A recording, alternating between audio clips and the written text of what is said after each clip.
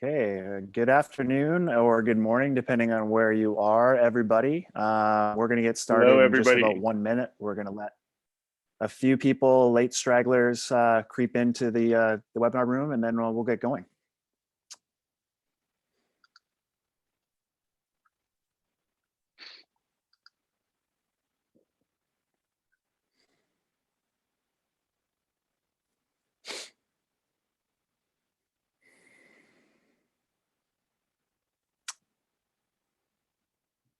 So as I just mentioned a few seconds ago, for those of you that hadn't joined yet, we're just going to get started in about 30 or 40 seconds here. We're just allowing people to get into the webinar room, and then we'll get started in the next like 15, 20 seconds. It looks like we have about 60 people so far and growing. Great. Okay, so welcome everyone to the first in a series of Cocktail Apprentice Program Community Series seminars. The first one is Batching 101. My name is Trevor Kallies. I am a Cocktail Apprentice white coat, one of the CAP leaders.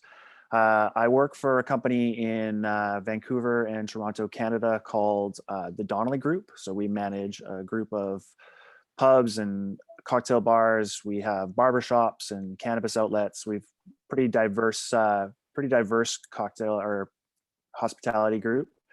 And I've been a part of the Cocktail Apprentice Program since 2011. I was picked up on one of the on tours, the first on tour up in Vancouver, and then just never left. And my partner today is John Deragon. Hello, everybody. My name is John Deragon. I was a first-year CAP when the program first started, along with Don Lee. I think that was 2008, if I'm not mistaken. And currently, I work for Resi, which is a reservation company like OpenTable. I do technology, which we'll get into a little bit later in the program. Used to be a bar manager at PDT in New York, but have since kind of retired from the bartending scene, and now just doing my cocktail stuff via Tales of the Cocktail, which is a fun program, as a lot of you probably know firsthand. We're basically putting all of John's hard work onto paper today and showing everybody how it all works. So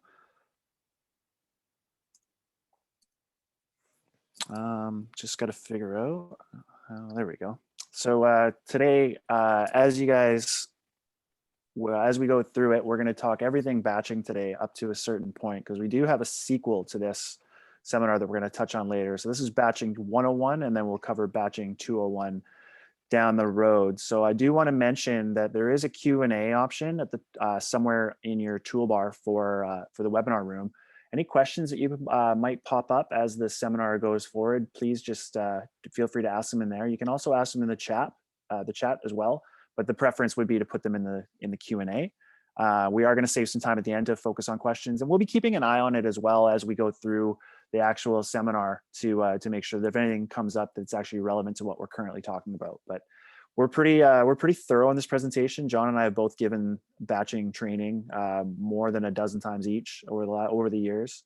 So we've definitely done this before. So without further ado, we'll start batching 101, or we know you probably know how to do this, but you're actually in this seminar because you want to know how we do this. And that's a big one to touch on, because as we get into 2021, I look around the community and I see so many bars are pulling out single bottles to pour single drinks and not doing anything a la minute anymore, and most things done in advance.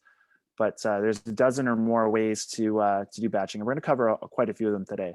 So first and foremost, we'll talk about the Cocktail Apprentice Program just for a little bit. Many of you know what the Cocktail Apprentice Program is all about, but this is something that we try to embed in everybody right off the bat when they show up to Tales of the Cocktail. So the Cocktail Apprentice Program, our mission is to provide an environment in which bartenders have the opportunity to develop logistics, leadership, and event management skills, which in turn will foster professionalism and then develop future leaders. So I put a few words in bold there just to showcase where we've come to, where we've started to where we are. So when I first joined the Tales of the Cocktail Apprentice Program, it was very much about logistics and event management. And over time, we've evolved into leadership, professionalism, and mentorship is a big one.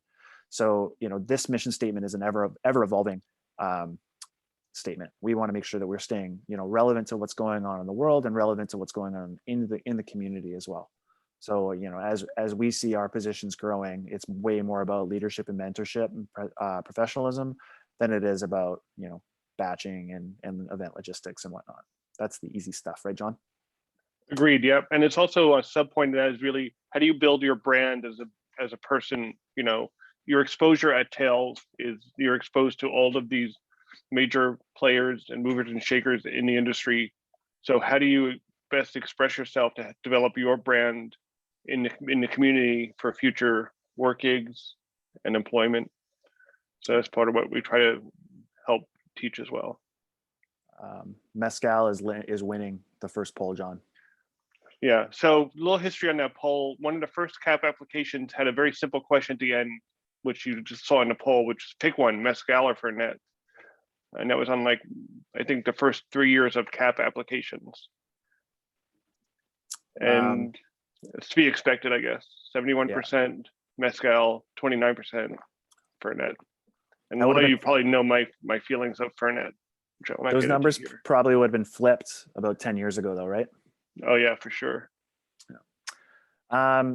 The slide that we're on right now is the CAP core values. So this is basically what we like to call CAP life, things that we live and breathe every single day, regardless of whether or not we're at Tales of the Cocktail, on a virtual webinar, or working in our bars, or really just walking down the street. So professionalism, our CAP orientation presentation is subtitled "How to Not F Up" in front of the industry leaders or the people that could potentially be giving you a job next week.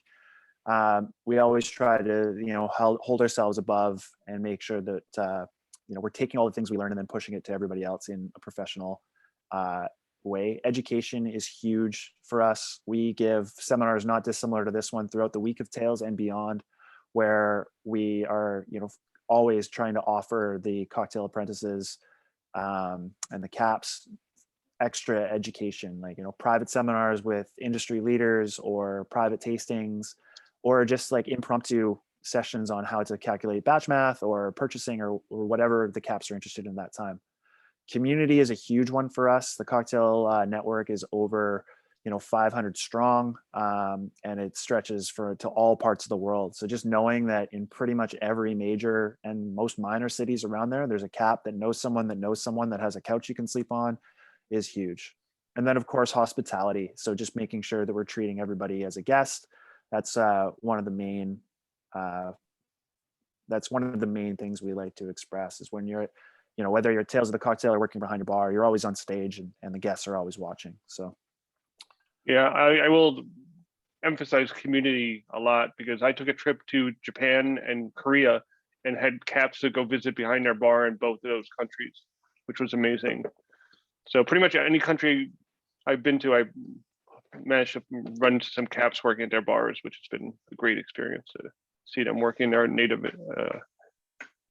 environment, I should say. And we're mostly non-CAPs today. Wow, welcome everybody. So basically, this is CAP life in a nutshell, right, John? Yep. Am I drinking? I see. I'm drinking a Miller High Life there, so it must be at Aaron Rose. That's Alibi. Oh yeah, I'm not sure what you're drinking there. That was the Elix House from 2019. Oh yeah, should recognize the wallpaper and the glasses. Yeah. And the wonderful drink. I think that was a Leo drink. Yeah, I think if I remember correctly, it was like unbelievably hot in that tent at the Elix House. Okay, so John, do you want to take us through just a brief history of the CAP program?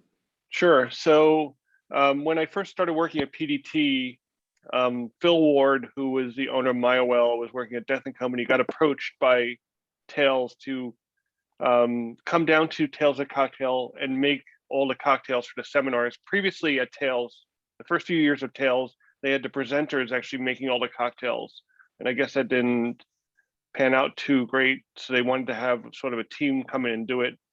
And Phil knew I had a lot of logistics background. So he's like, hey, come down to New Orleans for a week. It'll be great. You get to go to all the tail seminars and you can make a few cocktails. So we get down there and there were no recipe cards. We didn't even have the recipes submitted ahead of time by the presenters. They were sort of submitting them, an hour or 2 hours or a day before the actual seminar, which, as you can think about it, is a logistical nightmare, because if they're asking for an ingredient that we didn't have, we'd have to source at the last minute, 20 pounds of mint or, 20 cases of limes. So Don and I, every night we would basically sit in the kitchen, the batching kitchen, which was also the pastry kitchen for the hotel itself. So a working kitchen, sitting there with pen and paper, hand calculating every single recipe. And at that time, we didn't really know, how many ounces was in any specific lime, how many dashes of bitters equaled an ounce. So we had to do a lot of this calculation sort of on the fly.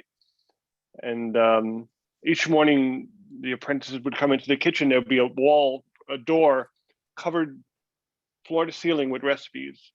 And the big problem with printed recipe cards that were handmade is, as you can imagine, when you're batching a drink, things are spilling. So every time we lost a recipe card, we had to redo it and calculate it again by hand at the last minute while people are waiting for it. So as you could expect, it led to a lot of errors and also a lot of wasted product.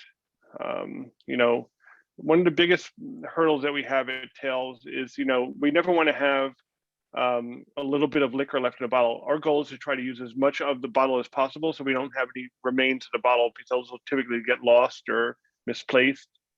So when we're trying to develop, as I'll talk about a little bit in the recipe engine, we made some modifications to kind of handle that. And I should also say there was no juicing team.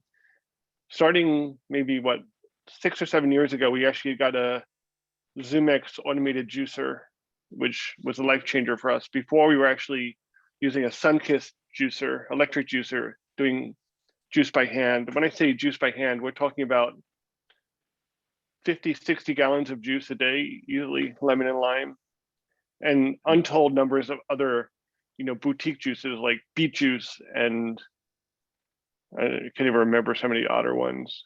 But my first experience in the juice room was doing 45 liters of beet juice, and the champion decided to burn out that day. It was awful experience. Pretty much, if you could juice it, we probably have at the Apprentice Program at some point. Yeah. Whether you should be juicing it or not. And then 25 apprentices and only about 230 cocktail recipes for the week. So 25 people producing that much, inclusive of juice prep and garnish prep. Pretty impressive. Right. I think that's 230 recipes for 1,200 people or so, 1,200 servings. Yeah, before my time for sure. Yeah. And then cut to 2019, 11 years into the program, and yeah, the vast difference of what we're up to now. So our team has more than doubled. The amount of recipes has stayed the same, but they've definitely, as cocktail culture grows, so do the Tales recipes that we want to put through. And then, of course, I mentioned before the 500 plus people that have gone through this program in the 13, 14 years that it's been around. It's been pretty impressive. Yeah, I'll also point out that the cocktails in the beginning were very simple. They were kind of traditional skewing cocktails, sours, stirred drinks. What the cocktails we see passing through the program now are very involved and complex. A lot of them are bringing items that they make in their bar directly to the Tales in various forms. And one I remember in particular was there was a alcoholic gummy bear that was shipped inside blocks of cornstarch to keep them separated. We were in the kitchen literally with kilo bricks of cornstarch trying to dig out gummy bears for the garnishes for these drinks. And we had picked up paintbrushes to dust them off. Yeah. It looked like an archaeological dig in the pastry kitchen. It was unbelievable. Yeah. And of course, each one of these was handmade in the UK. So if we lost one, we would be short for a cocktail garnish for a presenter. And we also made a big change to the recipe system. We kind of came up with an automated recipe engine in which we take recipes from the presenters, and put them into a system where you basically type in the recipe and the quantities, and it'll go through and calculate the formula for serving the cocktails. So at Tails, we serve small cups. We don't do full cocktail servings traditionally. We do, what are they, 30 mil? 30 mils for a tasting, 60 mils for a cocktail. Yeah, I apologize. It's been like 2 years since I've been, yeah. But with that recipe engine, again, we've tried it a number of ways. We've had presenters enter their own recipes into the engine. We've had presenters pass it off to an assistant or a brand manager to then enter those recipes into the system. We've had presenters send those recipes to us by email, and then we enter the recipes into the recipe engine. And we find this balancing point as to what's the best way to have that information go in. Because as you can imagine, as you look around the world, I mean, John, you're in the US, but most bars will use ounces or in their cocktails. I mean, we operate on ounces up here, but we talk in metric for the most part up here in Canada. And then you get to all these other, depending on where you're coming from, you can only imagine the type of the recipe breakdowns we get. Some people just try to put in recipes with parts, one part, and you try to balance that out. So yeah, I think in 2019 we fully switched over to metric mils for all cocktails. So one of the big problems with any recipe entry is there's something called data normalization. So if you think about it, for us, when we're developing a recipe system, we want to have an accurate inventory of what we need to order at the end of all our recipe being inserted. We want to know how many bottles of Tanqueray we need to order. But here's the problem: if somebody enters Tanqueray with a capital T and Tanqueray with a capital T, those are going to show up as two separate items in the recipe engine. So if you don't enter it in exactly the same way each time, you're going to get differing results at the end. So by implementing the recipe engine, we really literally have a pull-down menu where you select the brand, and we have Tanqueray only with an uppercase T, and then we have Tanqueray 10. And then, same thing with lime juice. It's like, is it capital L, capital J? We try to take all of those variables away and give you a very specific way of entering it. And also we allow them to enter in mils or ounces, and we do the conversion ourselves. We want the presenters to be able to enter the recipes in the format that they're using at their bar and not doing any conversions on their own. Because I'm sure we could all get into a debate how many ounces is 30 mils or 20. We could probably have 20 different answers on that based on how you do it at your bar. So we do all the calculations inside the engine itself, so we know that we're working with the same data.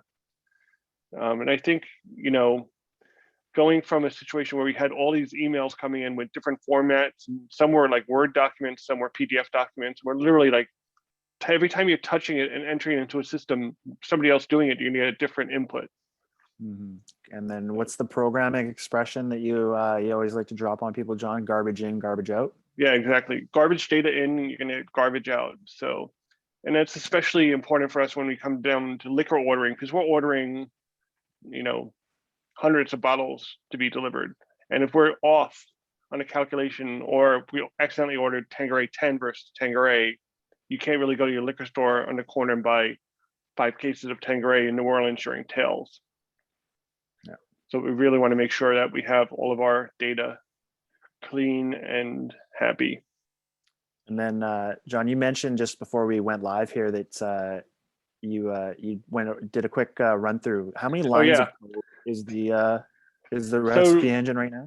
So the recipe engine runs inside Amazon, inside their data center. It's 48,000 lines of code that was probably written over about 500 hours, I would think. It's a continually evolving engine, so to speak. Yeah, has a pretty big database. You've had a couple spare partners too, right? Like helpers. So I had a friend in Italy who has actually worked with me on my previous tech job that helped me out doing some of the coding.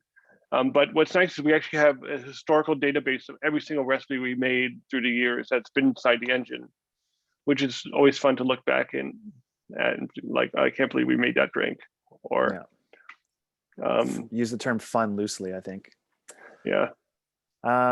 So let's get down to it. So batching, like, what is batching? Again, we mentioned that batching is pretty normalized in 2021. So four ways of batching. I'm sure there's more than this. So the way that I look at batching when it comes to my bars is mostly in this way. So batching is combining a partial recipe ahead of time. So let's say if you have, let's say a daiquiri recipe, you put the juice and the syrup in one, make limeade, and then keep the rum separate so you can have different styles of daiquiri, but you're saving that step of grabbing two bottles instead of, or one bottle instead of two. We do this sometimes for other cocktails that have multiple spirits types. So think like the tiki realm of having a whole bunch of different rums in one cocktail, batching that together. You can combine the spirits and modifiers in one bottle, juices, syrups in another. So you're saving yourself a couple steps at that time, touching two bottles instead of six. The batching that I see most of the time is 100% of that recipe ahead of time.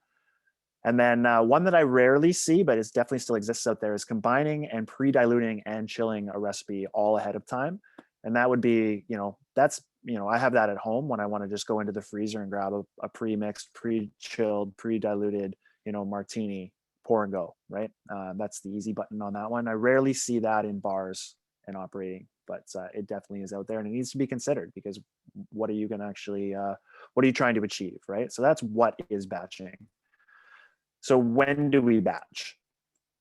Are you batching every cocktail for every service? There might be some bars and some programs that absolutely do this.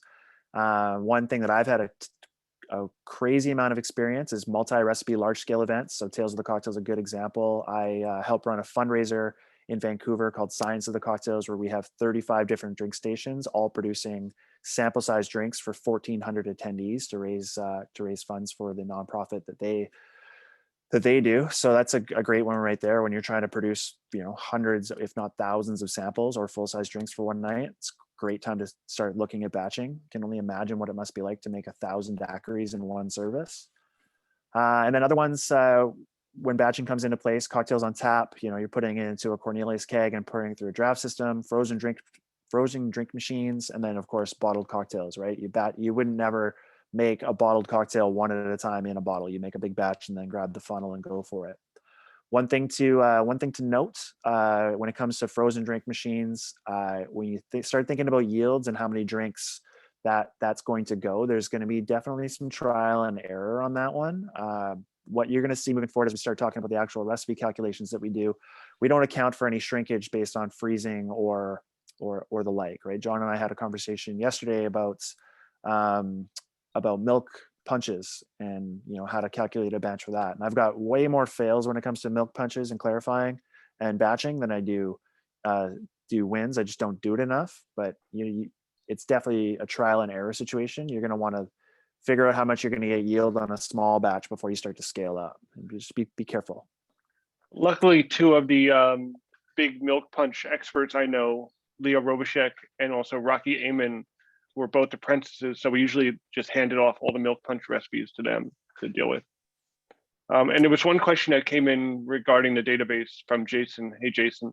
The question was, for data normalization, is the database dynamic so that it prompts the properly formatted ingredient as they are inputting? So what we actually have is a pull down list. So you have to scroll, it has all the brands, and basically every ingredient we've ever used at Tales inside this database. So they're selecting from a pre-populated list. They're not free-form typing anything. That's where we ran into errors, when they were like allowed to enter in whatever they wanted. So everything is a pull down.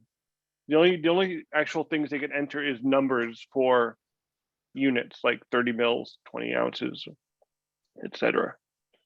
And then that's doubly important when it comes to the Tales on Tours that we've gone through.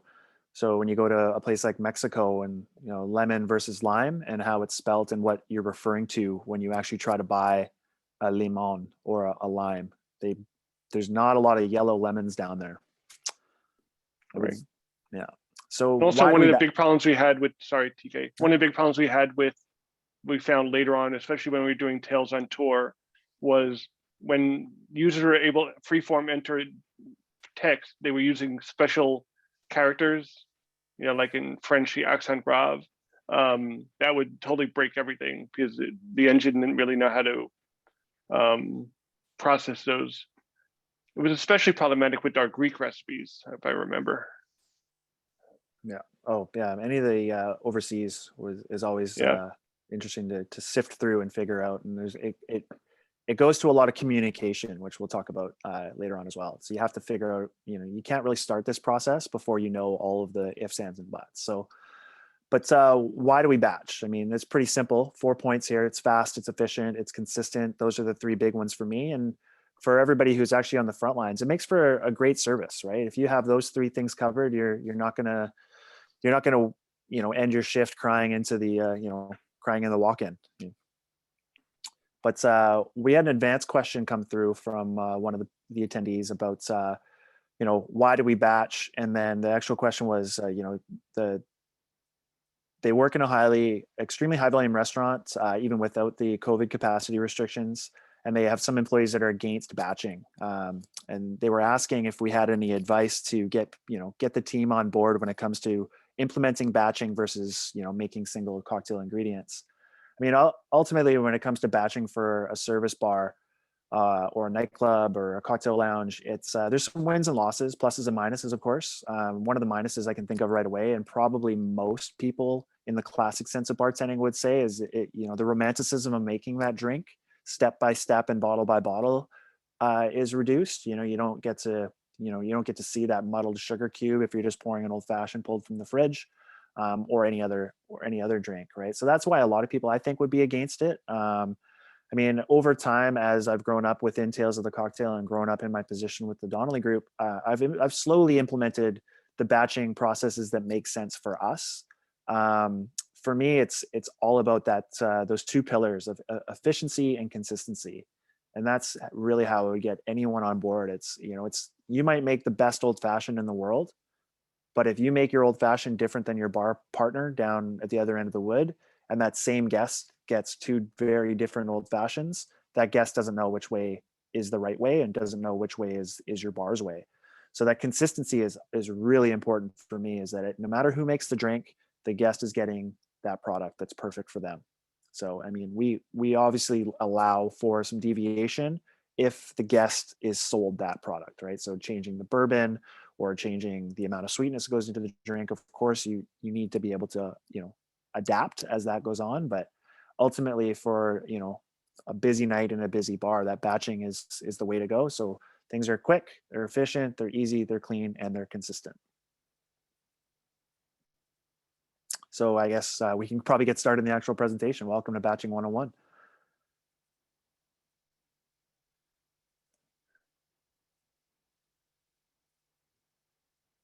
So this is where it all starts, right? So the recipe is the most important thing. And there, of course, when it comes to recipe generation, there's easy drinks and there's hard drinks. Anything that you're going to see at a cocktail competition, think like World Class, Bacardi Legacy, whatever, there's going to be some hard drinks that are going to be quite difficult to do some batching, right? And then you're going to have your regular classic cocktail service, right? Daiquiri is 3 ingredients, Negroni is 3 ingredients. What you have to really figure out is, are the hard drinks worthwhile to batch? Are the easy drinks worthwhile to batch? And that's what it comes down to, right? So determine your ingredients, and then before you can do anything, you have to know what that single cocktail ingredient recipe is. When you talk about single cocktail recipes, it's one of the pitfalls of batching is if you run out of batch halfway through a service and your bartenders don't know how to make the drink without just grabbing the batch bottle and running with it, it becomes a problem. Right? It's a huge obstacle.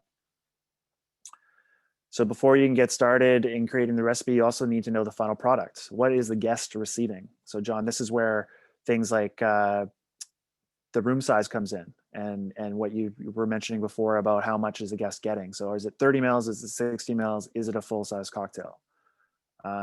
Sample size cocktails is what we deal with in Tales of the Cocktail, but I don't imagine anybody's cocktail bar that you're actually serving 60 ml sample cocktails, right? Unless it's special events or like something along those lines. When I talk about room size is defined by how many do you need to produce from that batch. So, I mean, at Tales of the Cocktail, our room size varies depending on which hotel we're in, which event we're batching for, how many tickets were sold and whatnot. So if you look at the Monteleone, where this whole thing got started, you're dealing with rooms that are 250 seats plus presenters plus media. So that's a massive batch. And then I think it's Bonnie Carey is what, 80 seats or less. So Yep. those batches will vary dramatically in ingredients needed and then sizes. Yeah, And then even something though as simple as determining the final product size has its twists. Because one would think, okay, we got it covered. We have the tails cups, we have a wine glass, we have a rocks glass. But what happens when somebody comes in with 200 cocktail portals? You know, we don't even know the volume of those, much less how much fruit you're going to put in there to like take up more volume. So then we have to like go through the calculations again. And that's the great thing about the recipe engine. We can adjust once we determine the portal capacity, we can adjust it and recalculate and print out a new recipe and be good to go. So you can't take things for granted. We learned we can't take things for granted at Tails. You always get thrown a edge case, so to speak. Yeah, and then as well, when it comes to all of these variables, everything else can get thrown out the window when you build a batch based around the product that you think you need based on the room size and the serving size. And yet suddenly you're dealing with a specialty spirit or a specialty liqueur or something that's not necessarily available when they only bring one bottle to you and you're making a batch for 250 out of 500 mils. We have to be able to pivot and account for that as well. So, I mean, we've had situations where every guest is getting 4 milliliters of cocktail, just a quick little taste because we don't have an access to this. So this is basically brings us to our next slide, which is the variables that we deal with at Tales of the Cocktail. So, I mean, if you look at all these things, I mean, budget constraints, right? Tales of the Cocktail is a nonprofit. We're trying not to have liter upon liter of batch left over after a seminar. I mean, ultimately, we're trying to produce only what we need to get us through that seminar and then move on. What makes my heart fall every time is coming out of a seminar room and seeing, 2 half-full 5-gallon buckets of cocktail that just didn't get out to the guests, right? Yeah, or especially to that point, a batch calling for something really amazing in it, like Pachuga, Del Miguel Pachuga, putting Pachuga into a batch, like just crying a little tear, pouring it into the batch. Yeah. So John mentioned it earlier. I mean, it's not necessarily easy to buy at volume when it comes to the local markets and Tales of the Cocktail, but also selection varies as well. I mean, trying to find 5 pounds of mint or mint at all in the middle of July in New Orleans. You're dealing with, a lime shortage some years. The quality of limes is producing half the amount of juice that your expected yield was going to be. Specialty types of sugar, spices, things that just aren't necessarily available in the French Quarter. And then again, even more risky when it goes to the Tales on Tour aspects, right? You think about, we're in Edinburgh trying to find, Latin ingredients. So it's very tricky. John touched on it before, sharing of spirits in multiple recipes. When your batch recipe only calls for, a third of a bottle of chartreuse, but then you've got 3 other recipes that also need a third, is getting that bottle from place to place to place to make sure that, you're using 1 bottle instead of having 3 unique bottles to get you through that seminar, right? We have a variety of recipe types as well. We don't just batch cocktails at Tales of the Cocktail. We have tastings and that we have to pour out straight spirits for. We have punch bowls, batch cocktails, punch bowls, tasting rooms, cocktails on tap, whatever the presenters are trying to go get out to their attendees and their guests. We're trying to make sure that we can pay attention to what those are. So we have to be very mindful of when we produce the final recipes for our team that they can easily know which this is. And we'll touch on that a little bit as well. But, when you're trying to create a punch bowl and you've got, an amazing expert on punch cocktails, they put in the punch recipe as they would make it for multiple liters of punch. And then all of a sudden the recipe engine gets ahead of it and they've taken that punch, applied a batch multiplier to it and a room size to it. And then suddenly we're trying to make hundreds of liters of punch where we actually don't even need that much. So the liquor room is always a source of contention for us. Our liquor room is massive with so many different bottles, so many different spirits. It's sometimes a shared space for the tasting rooms and for the brands. Sometimes we'll have multiple seminars with multiple like-minded products. There's you start looking at the line extensions that brands like, Bacardi will put out. They have multiple styles of rum. Is it Bacardi coconut? Is it Bacardi rock coconut? They're 2 very different items. So we have to be very mindful. John mentioned Tanqueray 10, right? If someone just rolls in and grabs Tanqueray, it might be the exact wrong bottle of Tanqueray, and you're going to have a bad time. We also deal with sub recipes. So not only are we making the actual cocktail batch, but before that even begins, we have to go and look at all the different things we have to create ahead of time. So simple syrup and honey syrup is definitely one part of it. But you know, what was the most obscure tincture we've ever had to make, in your opinion, John? Oh, or was it syrup? the oh, wasn't it the whale? I forgot what it was called. Yeah, but we've had some really curious ones. You Yeah. know, and again, looking in advance, we've got to figure out the yields of all those sub recipes ahead of time as well. So that comes down to like a real dedication to going through these recipes and making sure we know what we're up to. And of course, my favorite is the many hands on deck factor. You know, we're dealing with 60 odd bartenders who are coming in. There's adrenaline, there's nervousness, there's anxiety. And as you all know, when things get hectic, you know, the first things to fall down are the common sense things. So we have to make sure that we're paying attention to all this stuff right off the bat. And I'm sure it's the same in you can apply a lot of these to your bar for batching as well, right? Your trainee barback or bartender assistant is probably not going to be the one who's making your, you know, high-end batches. So this is probably the easiest recipe we could talk to. The Negroni, it's a Cocktail Apprentice favorite. We like to have some Negronis during happy hour, etc.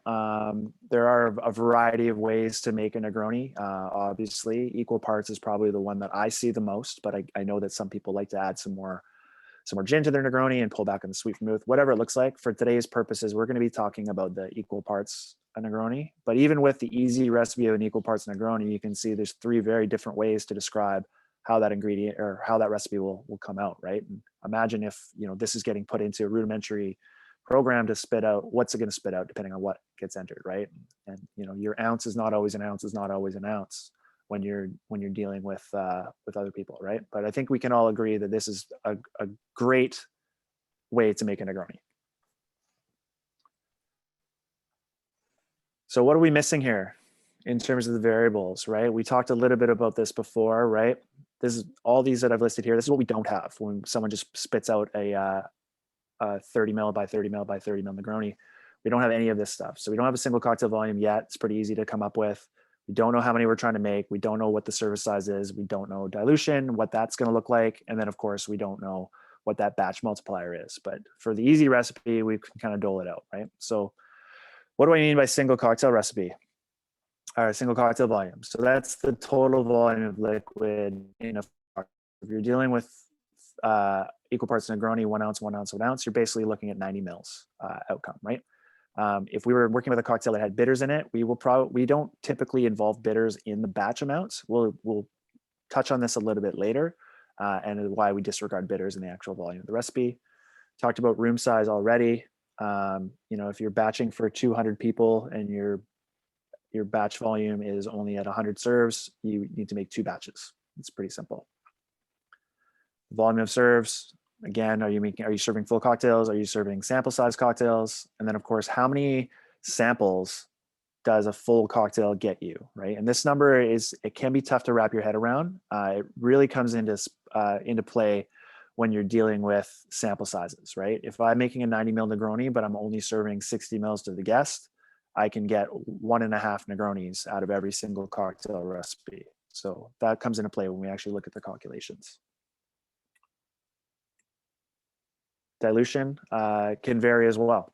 So when we talk about dilution percents, this is something that when I first started looking at dilution in the cocktail recipes that we were dealing with at Tales, I couldn't wrap my head around it because I figured that we need to make the batch based on what's needed for the single cocktail, and then the dilution comes afterwards. But what you really have to make sure that you're being aware of is that dilution is important to get you through the big room serve, right? So when you're dealing with 250 sample cocktails, you have to make sure that your batch is going to stretch that far after the water is added. And really just the 2 things you need to be sure about are when is your dilution happening? If we're making a punch, it's probably happening ahead of time before. There's no shaking involved in a punch. You're just pre-batching and pouring into the punch bowl. And then the other side of that is, of course, coming from after the shaking and stirring. And of course, if you're shaking a cocktail, you're probably going to end up with more dilution, closer to that 15, maybe even 20% mark. And if you're stirring a cocktail, you're probably only getting 10%. And then, of course, this all leads to the batch multiplier. The batch multiplier is really the linchpin of this whole process. And that's the number that after you know all these variables, that's the number you're going to multiply that single cocktail amount by to get you what your batch ingredient volume is going to be. So now we have it. So we're doing 30 ml by 30 ml by 30 ml, a full cocktail serve, and we need 100 of them. And that's what we're dealing with today, just for the easy button, just so we can all see how this math works. So all of that garble that I just went through for the last few minutes essentially gets put into this really, really like roughshod cocktail recipe generator that we, through like all of our discussions over the years, this is basically how it all works. And this is just an Excel sheet for me that incorporates all of these various calculations. So you can see up in your top left, you've got the gin, Campari, sweet vermouth, all 30 mils. Our room size in the middle there is set to 100. And then as you go by the down right and dead center in the middle, near the bottom, you can see all the different numbers, right? So our single cocktail volume is 90 mils. That's the sum of the single cocktail ingredients. You've got your single cocktail after dilution, which is 15% in that Negroni. You stir it, which is going to get us 103.5 mils. And that's just 90 times the dilution percentage to get us 103 mils. And your servings per single cocktail is 1 because we're giving everybody a full cocktail. So our batch multiplier in this easy button recipe is 100, which is pretty simple. So if you go back up to the top on the left there, you're going to see that it's 3,000 milliliters of each ingredient. Or if you change those into bottle size, you need 4 750s of gin, 4 750s of Campari, and then 3 liters of sweet vermouth. So in the bars that I operate, our sweet vermouth comes in 1 liter bottles, the one that we use. Really wanted to put this one in here. Even though you need 3,000 mils, the bottle number is different because you need to focus on the bottle size. Are you dealing with 1 liter bottles? That formula will change. Are you dealing with 500 ml bottles, 375s, handles, whatever that volume happens to be, it's going to be a little bit different. But this is it, right? That's the easy button when it comes to batching. And all of these, you can see that all the formulas are in there, and we can definitely make this available somehow for you guys as well. So just to zoom in on it a little bit, you can see all the different stuff with us focusing on that the calculations, right? So anyone taking notes, you can just see that I've even put some notes on here for myself, and I look at this every single time. And as I double check, I want to make sure that the calculations that I'm using are the calculations that are going to get me to where I need to go. And then here's just a zoom in of the total needs there as well. So then here's the same recipe, but we're now no longer assuming that everyone's getting a full-size cocktail. You're getting a 60 ml sample serve, which is where we live typically in the Tales of the Cocktail. So you can see there's just some slight changes here. You're no longer getting a full serve, 103 mils. So it's not just a 1 anymore per cocktail. It's now 1.73, which then drastically changes that batch multiplier because you're no longer needing a full 103 mils per serve. Your batch multiplier is now down to 57.8, which again is the room size divided by the number of serves per cocktail, which results in some different numbers up here as well. So you're dealing with 1734 for each cocktail. Again, you need less because even though you're serving the same amount of people, your serving size is less. So everything drops down a little bit. So it's 2.31 bottles of gin, 2.31 of Campari, and then 1.73 liters of vermouth.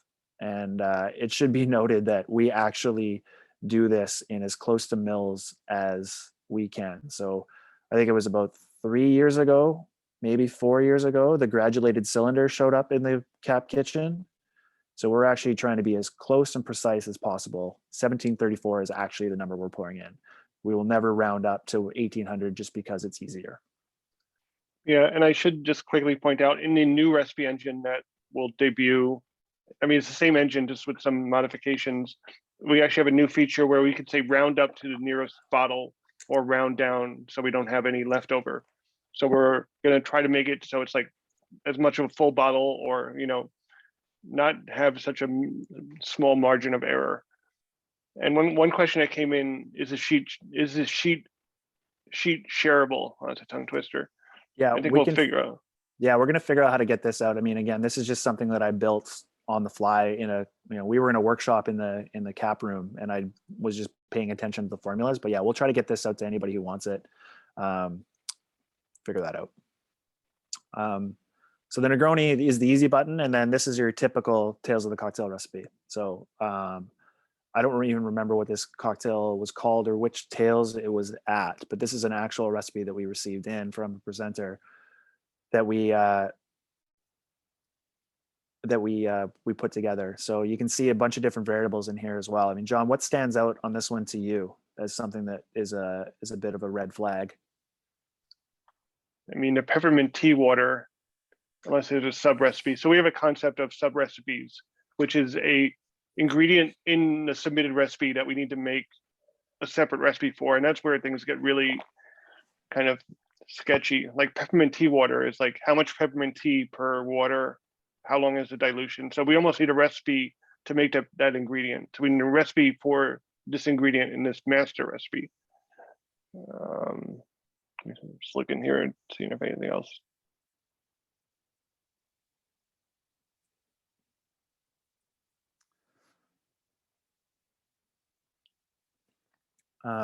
One thing that stands out to me on a question mark is Don Q and Aho. Oops. Let's go back a little bit. Once you work with Don Q and Aho, there's no age statement on that one. So I would ask the question. Don Q is not necessarily readily available in my market, so I want to be absolutely sure. So which Don Q I was using. Akashi Tai, before this Tales of the Cocktail, I had to Google what that was. So trying to figure out what these ingredients are and how they're going to react to that as well. I did myself the service of when we put this guy together is the 8-to-1 honey water. That was a back and forth with the presenter and who submitted the cocktail recipe to find out exactly what is honey water and what's that ratio look like, right? It's not honey syrup, it's definitely honey water, so 8-to-1. And then of course you can see again that we've got that bitters below the line there. It's not, the bitters volume is not being accounted for inside the batch volume for a few reasons that we'll touch on in just a couple minutes here. What you can see that we have in the recipe engine is the garnishes. Even though there's only 100 people in the room, we have a 10% buffer on garnish prep. So even though that I only need 100 people for service, I have 110 garnishes on there. And that really just comes down to, that buffer of, what do we need to get us through our service? Sometimes there's extra attendees. Sometimes the garnish isn't quite up to standards.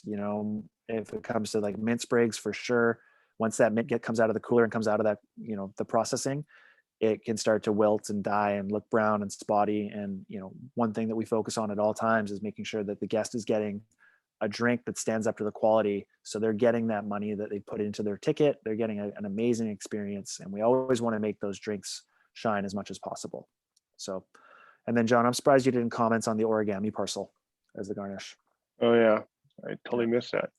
And also on bitters, you notice that we have 200 dashes of bitters. We don't expect an apprentice to sit there and dash out 200 dashes because, as everyone probably knows, you could dash out a lot or a little depending on how vigorous you are with your dashes. So we actually, in the recipe engine, it actually converts dashes to ounces. So we use 61 dashes as an average to an ounce of bitters. So we'd actually say, the formula would be 220 mod 61, and that would give you the number of ounces with the remainder of dashes. So we'd say like 3 ounces plus 12 dashes to make it easier to batch. And actually a question came in that's kind of timely from Jason, because people are not always smart or organized. How do you deal with last minute changes, especially ones that would impact the ability to produce for others?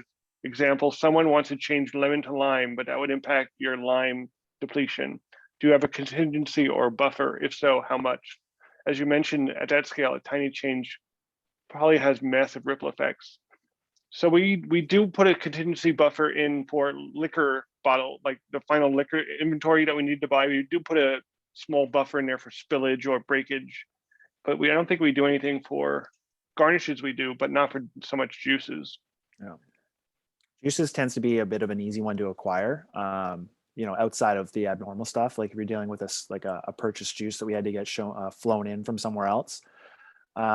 Typically when it comes to changes, I mean, if for Tales of the Cocktail production, for sure, we've had so many conversations with the presenters about getting their final recipes that ultimately a last minute change most of the time can't happen. We'll always try to be the house of yes and make sure that we can make the presenter look really good for their guests. But there's sometimes where there's just no option. We can't allow a lot of changes, which can be hard to say to, some of the people who are at the presenters, who are your, the people that I look up to, the mentors. In a lot of cases, it's only the people that I've only been able to read about and never have the opportunity to sit at their bar. We're talking about, spirited awards winners want to make a small change, and sometimes we can do it. We'd love to be able to make that option. And then other times we just can't allow it just because we just don't have the product. Yeah.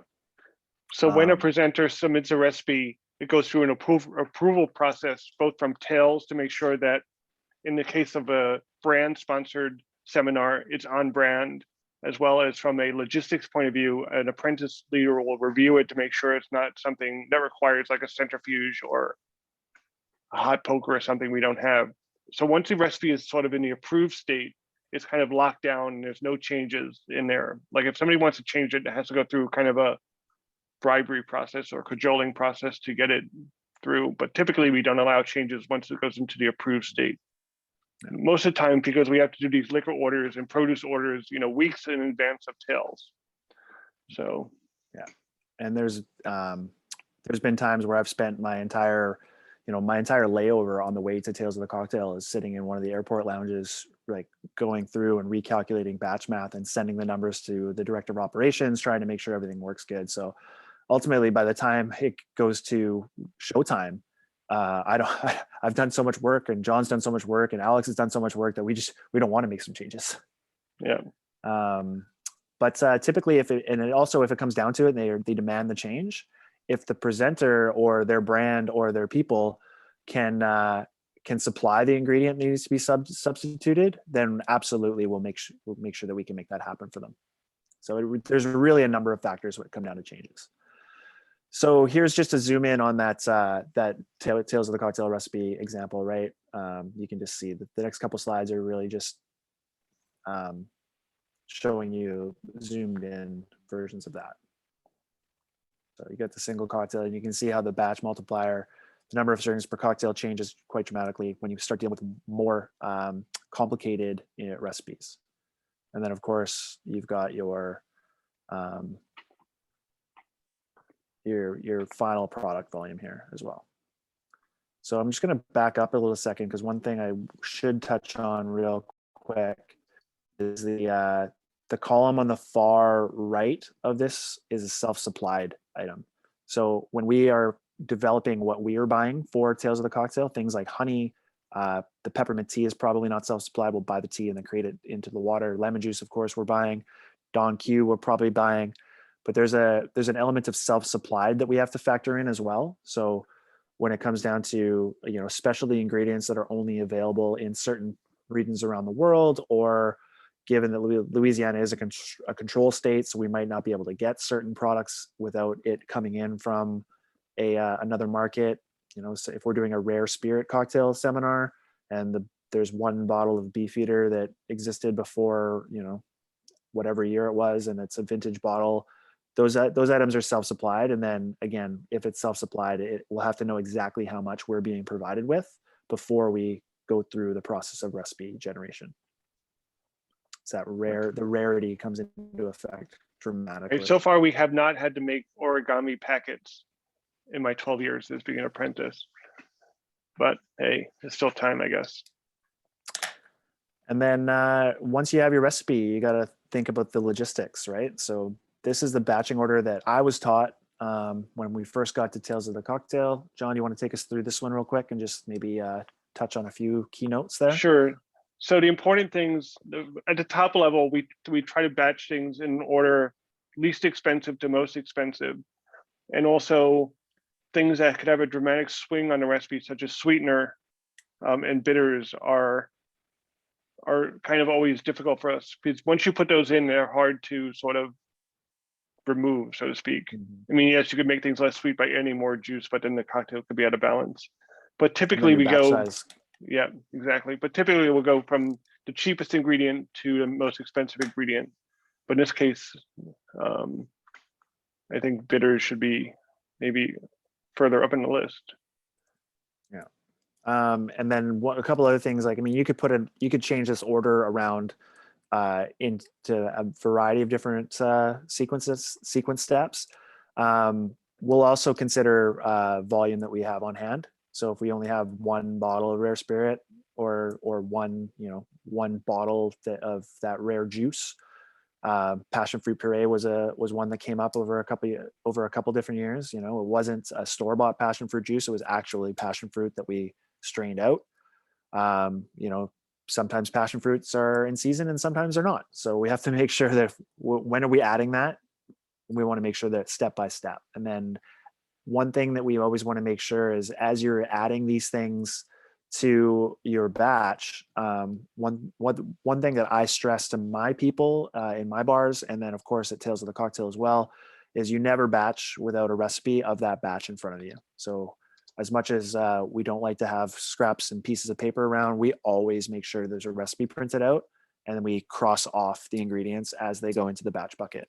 And that's mostly for the cases of, there's a lot of things happening in the Cap kitchen. It's pretty, it can be a pretty intense environment, but there's also a lot of distractions in your bar. The phone might ring, somebody might come to the front door, you might have to receive a delivery. If you get distracted and go back and then suddenly you don't remember if you added the simple syrup or not, you want to make sure that you have that recipe sheet, you cross it off, so you know that's actually going in there. And then dairy and eggs are always put in a separate container. And then there was another question that came in earlier about batching with citrus and other juices, and if it makes sense for shelf life, etc. We'll touch on that right now. But when it comes to dairy and eggs, I have a fear of all the horror stories that I've been told over the years about adding eggs to batches and dairy.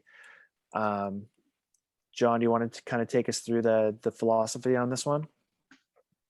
Yeah, so for us, an example, let's say we have a Ramos Gin Fizz.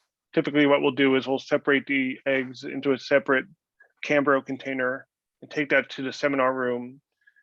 And then when it comes time to actually make the drink, we'll use an immersion blender to whip up the egg whites, and then kind of give them a quick pre-whip and then add them and shake it normally, if I recall correctly. Yep, that's exactly how it's. Immersion circulator. Sometimes we'll hit it with the Vitamix if we're feeling really fancy. But once you add those egg whites to spirit or some kind of citrus, and especially in the New Orleans heat in the middle of July, you definitely run the risk of turning those egg whites into scrambled eggs like real quick. And then going from point A to point B. Sometimes we're typically making the batch about an hour and a half ahead of the seminar. So that's a long time for those egg whites to just be sitting in that batch bucket. When it comes to citrus juice and other ingredients, I don't have a laboratory in any of the places that I work, so I don't really have an opportunity to test shelf life of things. I typically have an idea of how long lemon juice lasts in my bar, depending on the lemons. I know, depending on the sugar content and the alcohol content, I'll give myself a buffer for those days that the batch will be fine.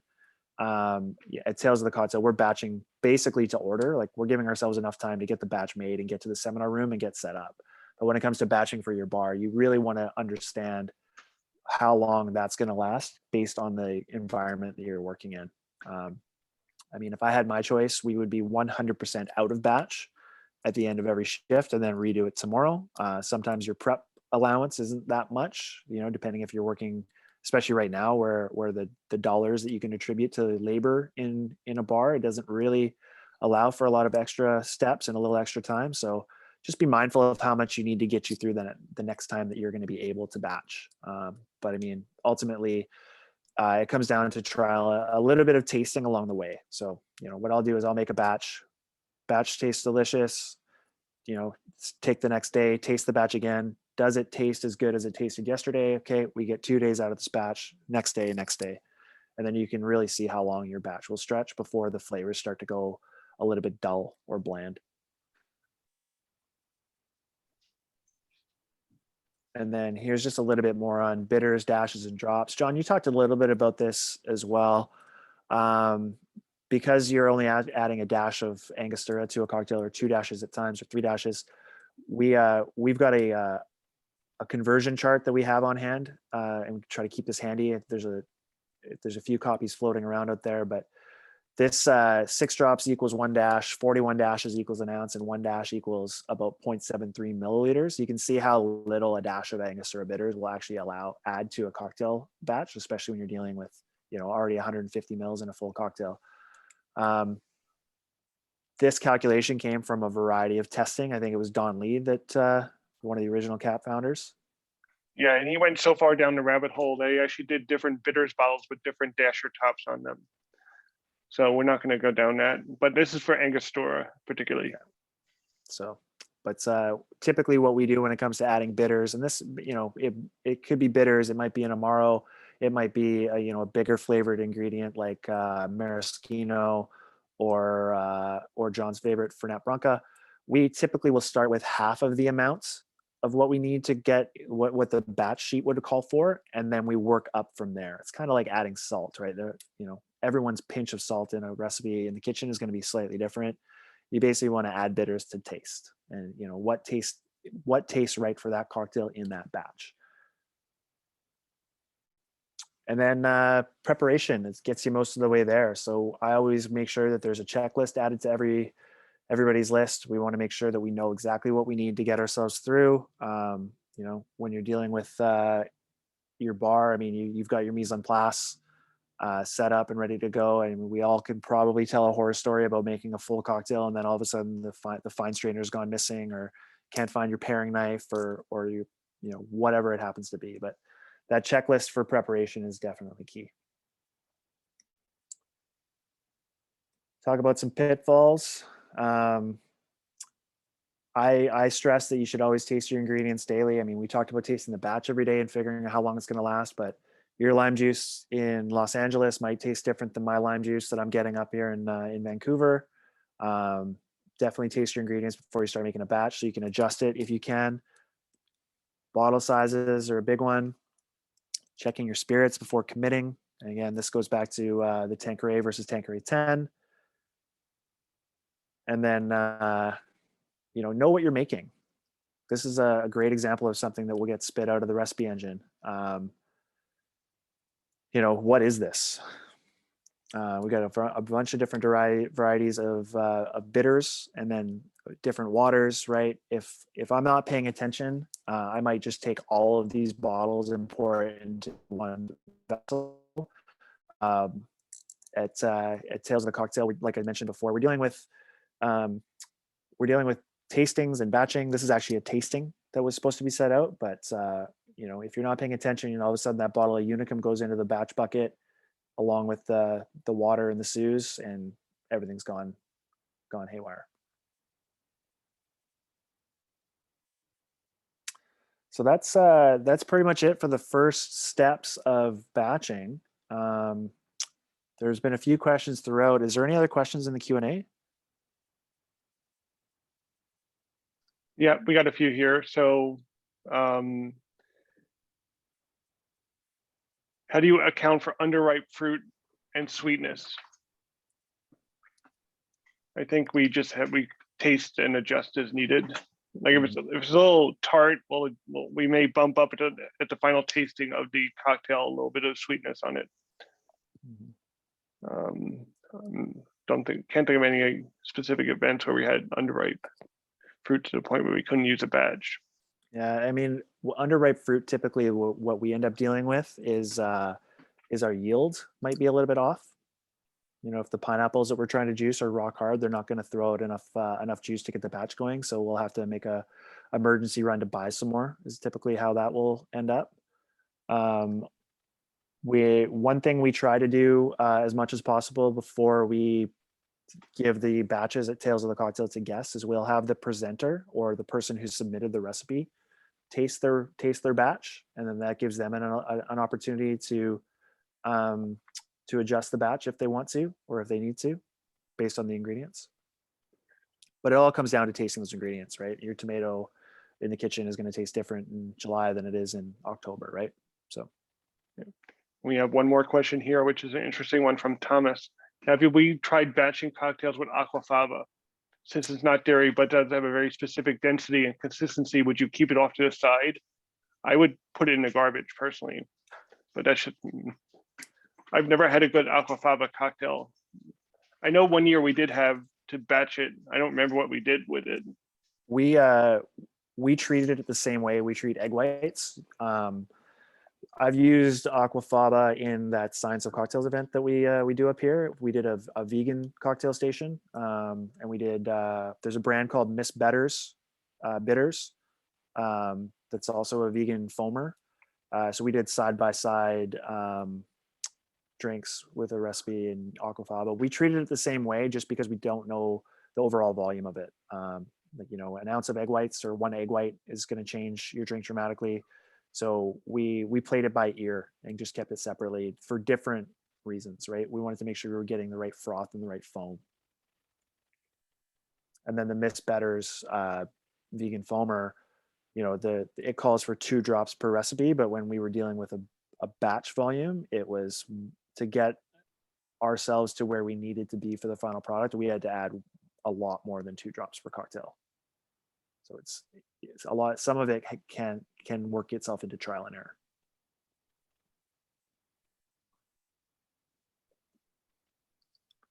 Okay, this easy one from Philip. Do we batch by weight or by volume or a mix of both? So we do volumetric batching for the most part. I would say syrups we probably do by weight, but for the most part, cocktails are volumetric. I think weight will get you a little bit more consistency instead of trying to eyeball. If you can afford yourself the time in your bar to do batching by weight, I mean, you're gonna have a very good time in terms of consistency for sure. Yep. And then Kathy has a question. If you're bottling a cocktail batch to sell, how long will it last? Do you recommend using citric acid instead of fresh juice? I think how long it'll last is a function of what's in the cocktail. If it's a more juicy cocktail, it probably would not last as long. And also, like, you're just bottling it with the screw top cap, or you're doing like a soda bottle pop top. Yeah. Again, it's a lot of variables there. Yeah, without the extra variables, I mean, typically what I would do is put a couple test batches out, save a couple from behind, and then making sure that, you know, every couple days I'm tasting the original batch to make sure what that looks like. And when I do bottled cocktails, I will always make sure that I do them in clear bottles instead of the brown or green, so I can see what's happening inside the bottle as well, right? Citric acid is great, but it's great for adding sour to a drink. And then, I mean, Dave Arnold's got that amazing recipe for like lime substitute and liquid intelligence. But one thing that you'll lose is the mouthfeel factor. So you lose a little bit of that texture that lime juice provides.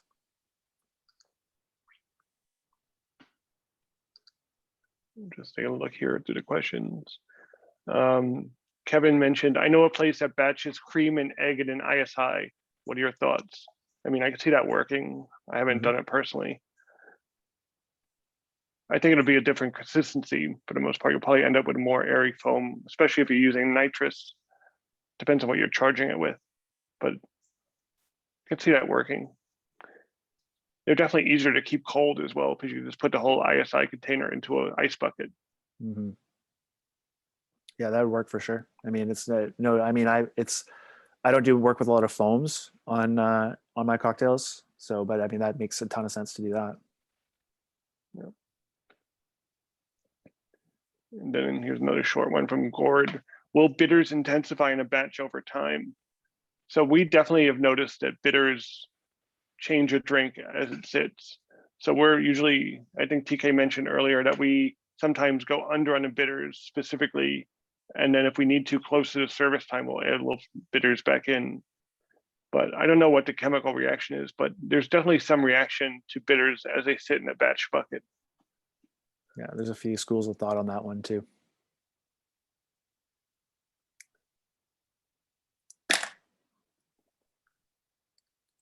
And here's a quick one from Jeremy. What's the smallest number practically of cocktails to batch?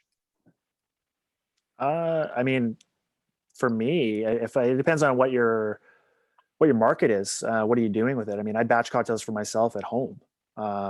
So batching, a 750 ml of Negroni in the fridge is great for ease of use.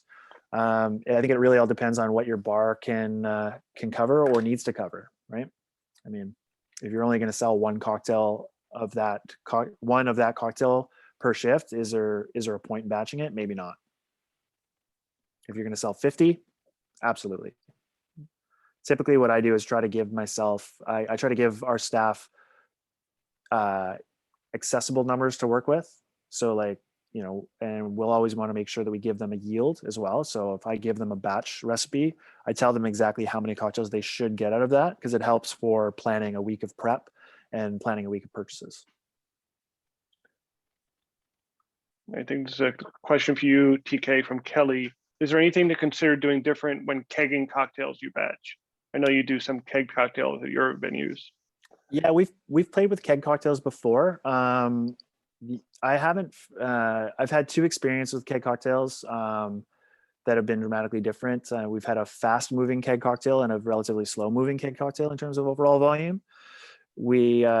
I've noticed that as the cocktail sits in the keg, if it doesn't move frequently, the batch will take on a little bit of that extra gas volume that's in there. So you have to be mindful of that. Again, if you're going to add cocktails on tap or draft keg cocktails, you want to make sure that it makes sense for you, right? Can you afford the draft space? Are you doing it for any specific reason, or is it just because it sounds cool? Is it speed of service? I mean, we've put Jameson in a keg and poured Jameson on draft at some of our spots, and it worked out really good. It didn't change the structure of the Jameson at all, but heck, we tend to drink quite a bit of Jameson in our bars. So I think it's, again, that first run is of making that batch in that keg is going to be your trial and error, and you just want to make sure that as the producer and as the person who's running that program, you want to make sure that you taste it throughout and make sure that you're still proud of that batch every single day of the service. Right. Dry shake or reverse shake for batching. I mean, we don't have time. When we have to pump out 500 cocktails, we don't really have the space or time to do a dry shake on a cocktail, clean the tin, and then do another shake. So we typically don't do any for tail specifically. Should you do it for service? I mean, I think the answer should be try both ways and see what works for you, both from a taste perspective and from a timing effort perspective. I'd agree with that. But for tails, we just don't do it. Yeah, tails we use a stick blender. Yeah.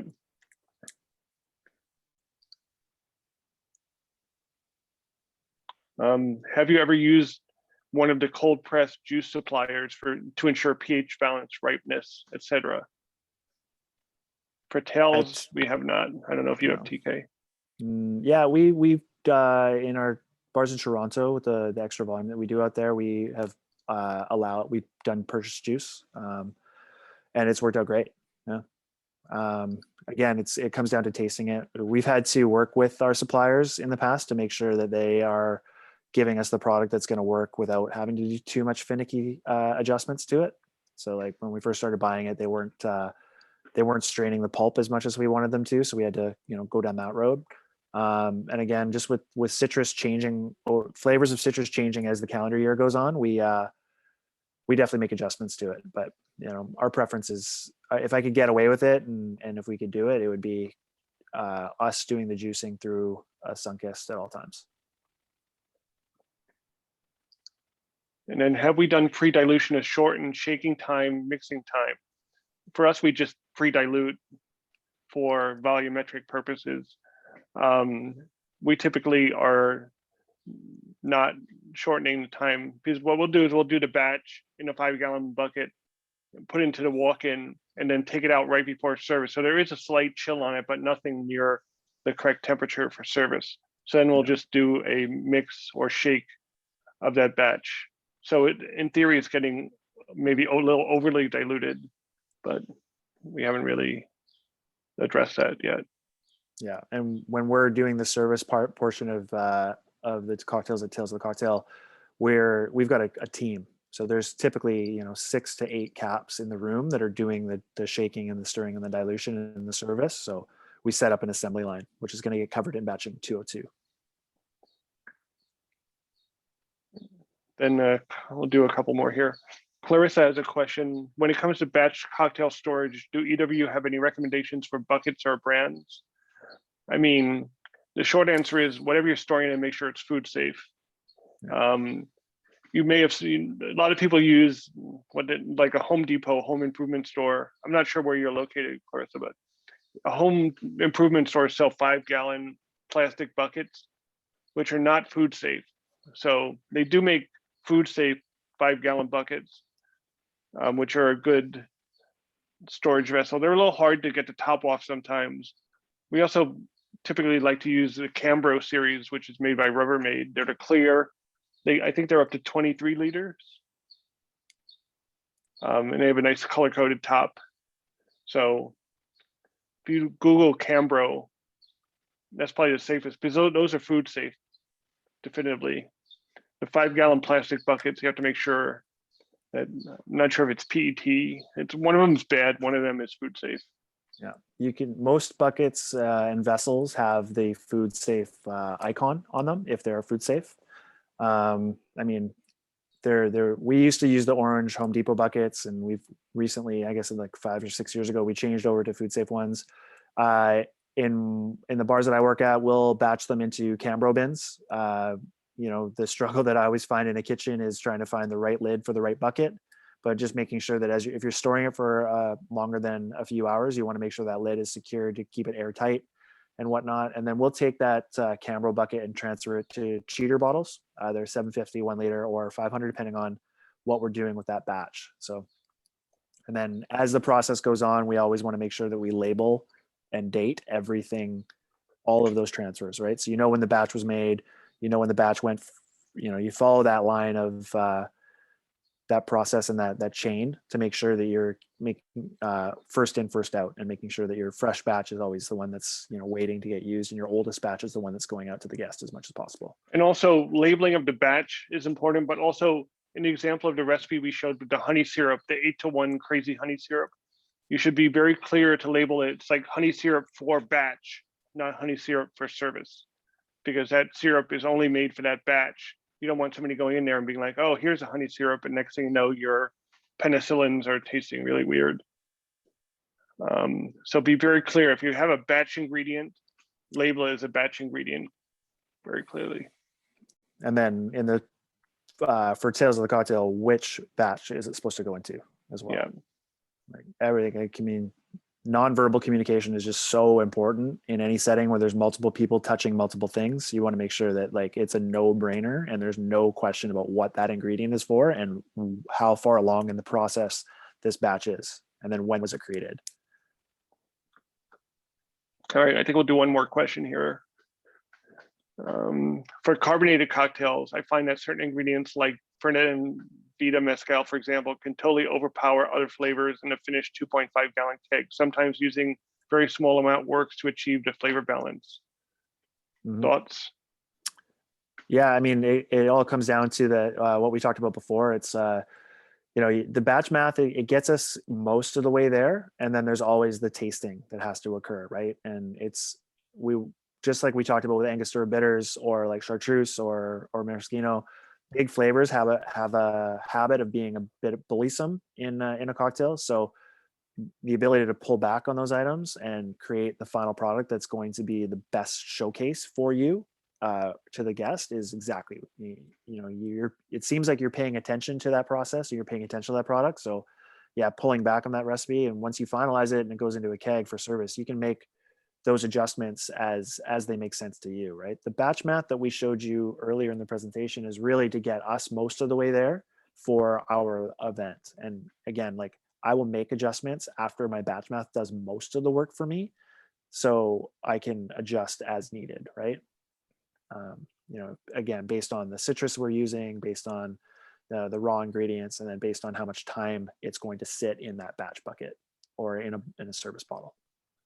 Yeah, and I think, you know, the one important point to take away from this is when we were doing this for tails, there really wasn't a lot of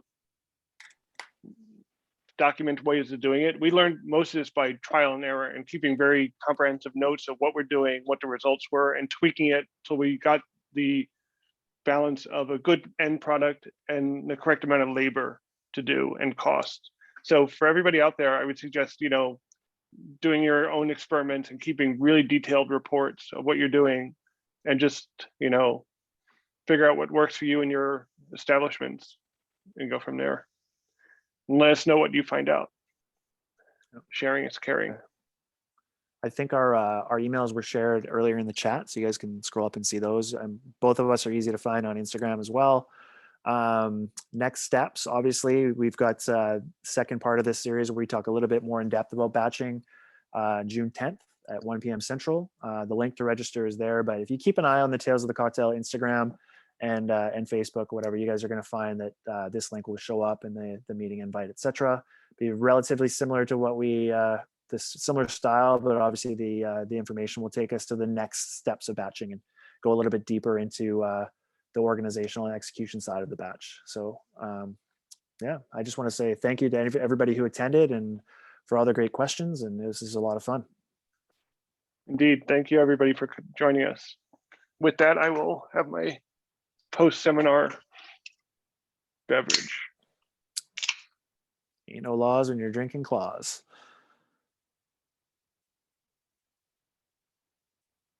I think a few people got into trouble using that defense. Great to see everyone, and thanks so much.